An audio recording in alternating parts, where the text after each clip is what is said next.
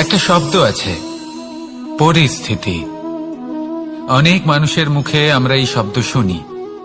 জীবনে যখন অসফল হই, দুঃখ আসে, সংকট আসে, কোনো বিপদ ঘনিয়ে আসে, তখন সমস্ত দোষ আমরা পরিস্থিতির ওপর চাপিয়ে দিই। আর দেখতে গেলে কোথাও না কোথাও ঠিকই করি।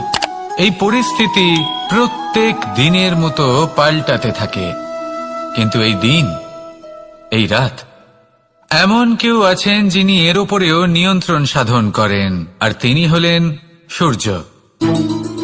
ঠিক সেই রকমই আমাদের জীবনেও সূর্য হলো এই মন। যদি এই মনের ওপর আমরা নিয়ন্ত্রণ করতে পারি, তাহলে আমরা জীবনকেও নিয়ন্ত্রণ করতে পারব। প্রথমে এই মনের রাজা হয়ে উঠতে হবে।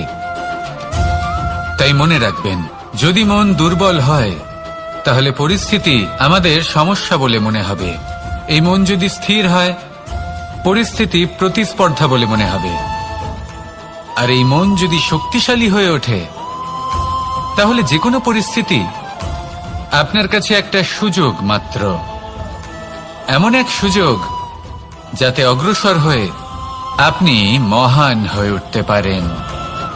এই মনের শক্তির বৃদ্ধি ঘটান, মহান হয়ে উঠুন, আর আমার সাথে ভালোবেসে বলুন, রাধা রাধা।